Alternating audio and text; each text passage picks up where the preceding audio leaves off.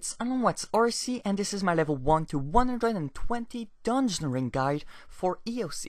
So in this video we'll cover everything you need to know about getting fast experience in Dungeoneering, including all the new and recent updates, such as the Dungeoneering tasks.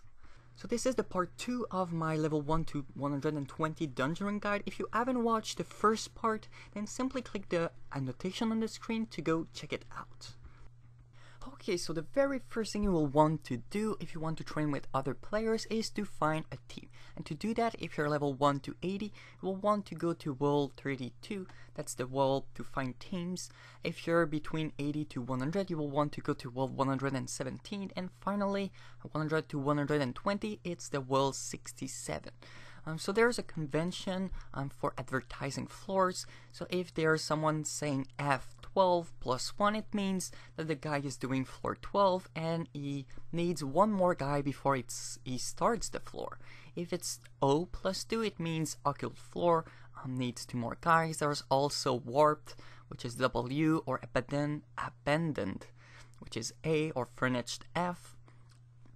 You can also have C1 and then a number, which means rushing for complexity 1. And finally, SL means suicide and leech. So one of the guy in the team will be doing nothing and the other guy will be suiciding. So what it means is that this player won't eat food. It will leave it for the other members of the team. So right before the dungeon starts, what you want to do is to drink a overload and a prayer renewal. Those are optional, but it can be very useful because those effects will stay during the dungeon. After that, if you remember correctly, you will want to craft law and cosmic runes for the teleportation spells and pick up vial and feathers from the smuggler to be able to do all the puzzle within the map. You can also pick food at the beginning, but don't forget to leave some for the others. And I would also recommend to create and drop a gate stone at the entrance, so it will be easier to go back there if needed. So yeah, when the dungeon will start, your goal is to open as many doors as possible. And in order to do that with a team or even alone, I would recommend to follow those easy guidelines. So if you're facing a key door, it's very important to gate it. So what it means is that you will create a gate stone and drop it in front of the key door. And then you will simply continue, and eventually the key will be found in another room and will be able to get back there very fast using the teleport to gate stone spell. If you don't do that, you will lose tons of time coming back on your steps. Another thing that can happen after opening a door is to find out that it's a guardian door. So you need to kill all the monsters in the room to continue. So there will be a split within the group. So one of the player will simply find another path, so another door to open, while the rest of the group will start killing the monsters. And once all the monsters are killed, this smaller group will open the door and continue with their own path. So yeah, now if you open the door and it's a puzzle room, only one player should be doing the puzzle, and the rest should find something else to do, for example, a guardian door. So in Dungeoneering, especially now with EoC, it's very important to split up, not always stay grouped, if you want to maximize the experience you will get in Dungeoneering. Now if you open the door and it's a dead end, basically there's nothing much to do with this path. You will need to find something else to do. And normally what you will do is to teleport to the group gate stone. So that's a very important concept to know, is that the group gate stone should always be somewhere where there's something to do. For example, you drop the gate stone to a GD, so if a player is a dead end, it teleports to the group gate stone and is back to being useful for the floor once again. And finally, if you find a boss room, you will want to gate it and then ask the party if you can move the GGS in front of the boss room so everyone can help you kill the boss. So when you're doing a guardian door, this is what I recommend. I would recommend you to kill all the mages because they can be annoying, and disable your shadow seal hood so you're visible to all the monsters. So kill the monster first, then kill the monster that can see even if you have your shadow seal hood, and then finally kill those who are not aggressive to you. Another very useful tip is to always pick the herbs that are dropped by monsters, because if you're facing a door that requires over level 99 in a skill, you can quickly make the potion without wasting time.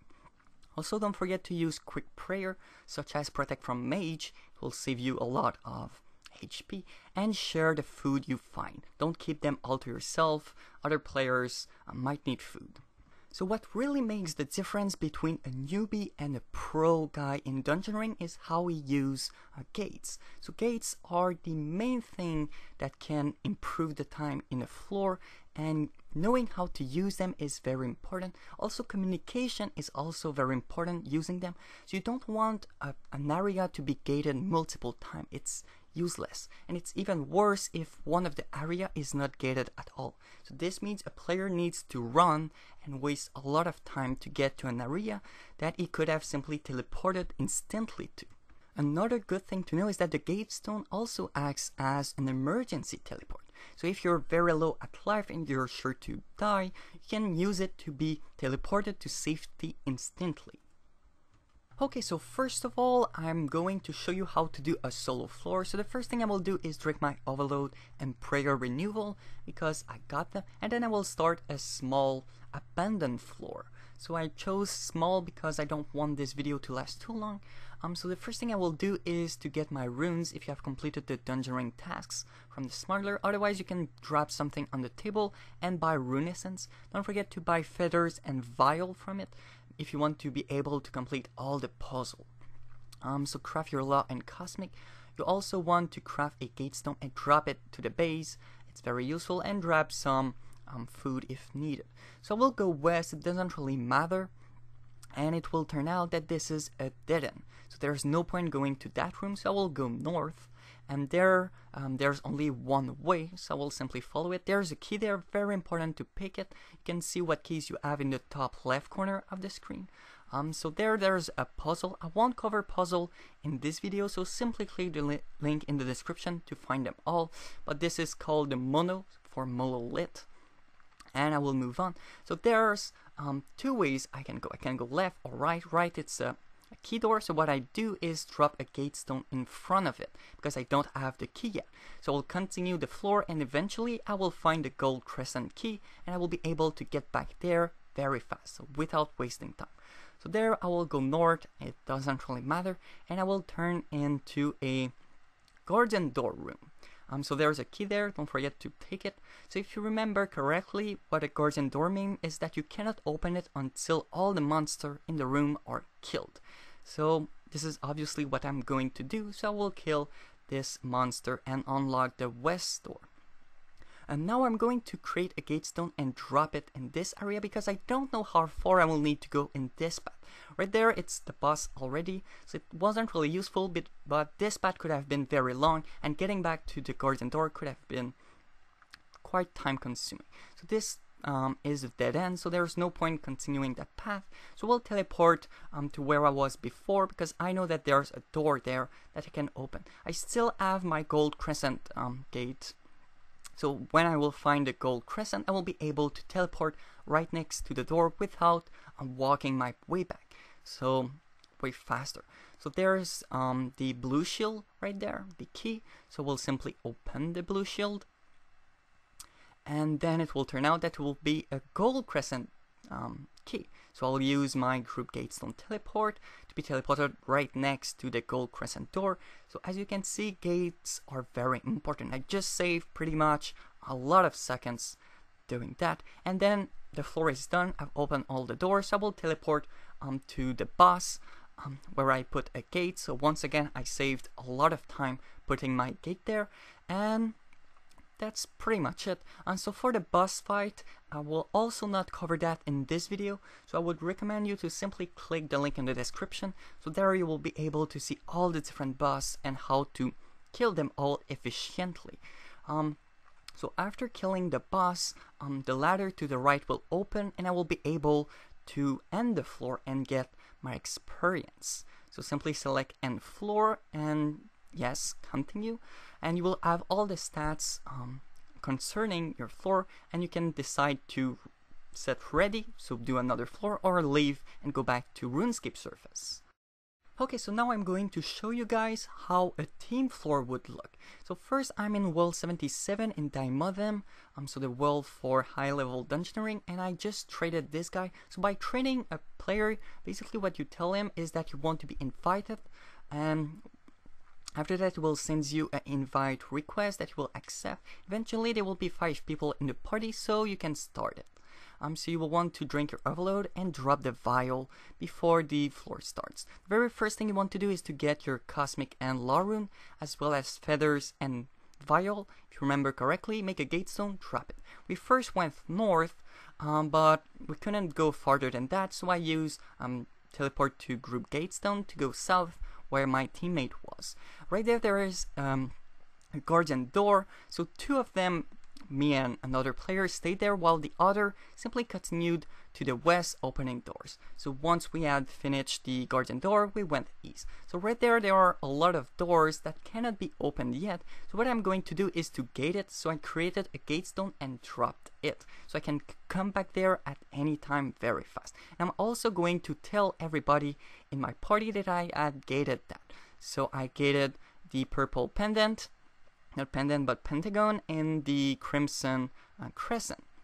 And now I'm currently in a guardian door while my friends, or my teammates actually, I'm playing with randoms right now, are doing the room to the west. So I'm currently killing the monster, and once this is done, I'm going to go east and do the path to the east. When I will actually manage to kill all the monsters. One thing to know about the necromancer in the occult floor is that they will spawn zombies. You don't really need to kill the zombies because anyway after a while they will disappear. Don't forget to not drink but eat food, and don't die, because if you die you get a huge penalty on your experience. So right there's a key. I will take it, and my friend right there will gate the orange shield, so I don't have to gate it myself. Then I will simply go to the west and help my teammates doing this guardian door. And that's pretty much what I'm going to do for the next few seconds. So killing monster. Don't forget to use your 2 weapons. So if you have a bow, use it. I'm currently using X Hunter bow, even though the Sagittarian shortbow is better. I simply haven't put my hands on a Sagittarian shortbow yet. So this is also another guardian door that I'm doing with another player, and eventually it will be completed and we will be able to continue on that path. So right there are a lot of monsters. This is a quite big guardian door, so what my friend did is to move the group gatestone there. So instead of only being 2, he created a gatestone, teleported to the group gatestone, took it, and then used the gatestone to come back here so anyone can join in. I will show an example more in detail later in the video. So now I'm going to move south, and it's going to be a dead end. And this is a puzzle that doesn't really need many players. So what I'm going to do is just a little recap of what I have gated. So I got the crimson crescent, the purple pentagon, and the crimson rectangle. So it's very important to remember what gates you have and not forget them. So there's nothing much to do. They are still stuck with this room, and eventually we got there and we got orange shield. And if you remember correctly, my friend or random guy gated it, and this is what he's going to do. He will teleport to its gate and open it. Then I'm going to ask move GT, because I'm currently idle. I got nothing to do, so I'm asking someone to move the gatestone to somewhere useful. And this is what I'm going to do right now. I know that all the players are idle, so what I'm going to do is teleport to the group gatestone, take it, and then teleport back to my gate. So this will allow any players to use the group gatestone, teleport, and get to the guardian door. So this is very useful to move a lot of players to a same spot very fast. So you make a gate, you drop it, you teleport to the group gatestone, take it, teleport back to your gate. Now they are going north, but it's a puzzle, and it's a puzzle where the amount of players won't affect the speed of it. So what I'm going to do, I know that there's a gold crescent there, so I'm going to run through to the gold crescent. So when they pick it up, I will be able to open the door very fast. And as you can see, I save quite a lot of time by doing this move. And in this room, I will find the yellow triangle, and I got this gated. So we'll teleport to my gate, open the door, and there I will find a crimson shield. And I also have this not gated, but it's north of the what's called the HT, the Ohm teleport spot. So I'm going to call my friend. I will tell it to my friends. Now I've just found a guardian door, and I know people are idle, so I'm going to ask for the GGS to grab it, teleport there, so anyone can go and help me out. So it's very important if you want to move the group gatestone to tell people that you want it by saying GT. Now I just found the boss, so I'm going to gate it, ask if I can move the gatestone. Eventually they will say yes, so I'm going to grab gatestone once again and then teleport back to my gate so anyone can actually help me kill the boss. And this is what I'm going to do. Teleport back to the boss, drop it, and also don't forget to make a gatestone so you can exit the boss room, because once you're inside you cannot simply click the door to exit it. So eventually we will kill all the boss. This is a special boss, there are 3 of them, and I will also gate the end, so when we will want to end the floor very soon, at some point I can simply move the group gatestone there instantly. And yeah, so eventually we found one of the last keys, and it turned out that we are going to end the floor. Now there are still doors opened, but some puzzle takes too long. They take too long to be worth doing, so that's why we are skipping those last doors. And then I simply move the group gatestone there so anyone can teleport there and end the floor. So that's pretty much it about a team floor with randoms. Okay, so now I'm going to talk about the experience rate that you can expect doing Dungeoneering. But first you need to understand that the experience rate really depends on how good you are at Dungeoneering and how good the players you play with are. So this is only really rough approximation to give you a rough idea on the experience rate you can expect. So at level 1 to 20 it's about 15k experience per hour, 20 to 50 it's about 40k, 50 to 90 150k, and finally 90 to 120 it's about 500k.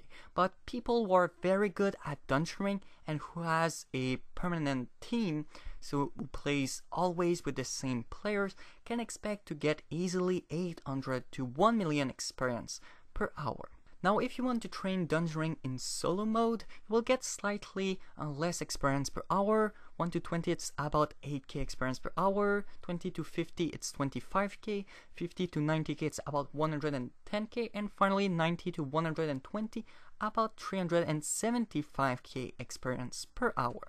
After completing a floor you will get experience, but you will also receive tokens. So 10% of the experience you will get will be in tokens, and with the tokens you can buy very good rewards.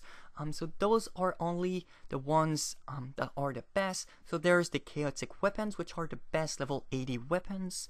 There's also the charm imp that will collect the charms you get automatically, very good for Slayer. There's a bone crusher that will bury bones automatically, so that's very good prayer experience that is normally wasted on Slayer task. There's herbicide that when you kill a monster and it has a grimy herb, it will be turned into experience.